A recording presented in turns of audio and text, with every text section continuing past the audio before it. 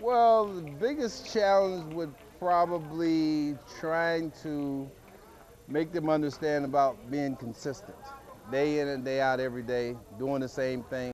For me, it's baseball is baseball. The kids do the same thing as we did when early 70s, especially because I spent 5 years in the minor leagues. We're doing the same thing we did then as we're doing now. So there's no change. At one point between probably mid 80s to the mid 90s or around 2000, they were bigger kids, bigger players because they had went into the weightlifting type thing. We weren't allowed to lift weights.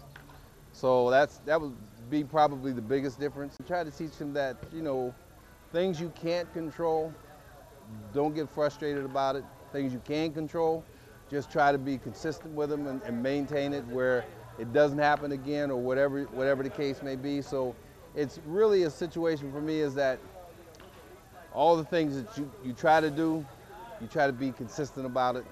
And like I said, it gets to a point, sometimes it'll be a little superstition behind it, but it's just a situation where you just want to make sure that everything is the same.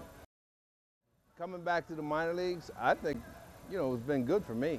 I mean, I've enjoyed it, really. I mean, the bus trips aren't that bad, and I enjoyed riding. To be honest with you, I like to drive myself, so that's what they asked me. Would the bus trips bother you? I said, no, the bus trips don't bother me. It's fun to be in the bus and enjoy yourself riding, going to different cities, especially cities you've never been been before. So that's the biggest thing. To me, it's you get quick gratification. For instance, you watch a kid play and he goes 2 for 2, then if he has a hard time one time, next time he makes the adjustment, you see it. That's a plus for me. What I try to teach is, when they're at bat and they take a bad swing at something or they take a good swing, I want them to understand the differences. And if the pitcher throws them the same pitch, how to approach that ball a little differently than they did the previous at bat or whatever.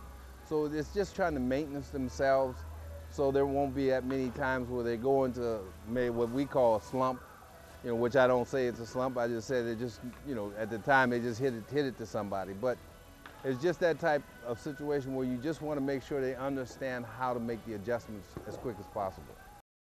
Well, Cincinnati as a whole is always where I started, and you're not going to get any better than where you started. I played for the Yankees.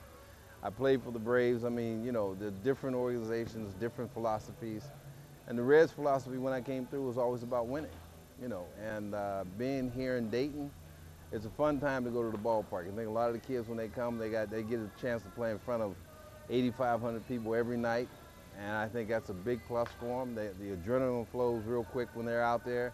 And it's a lot of fun.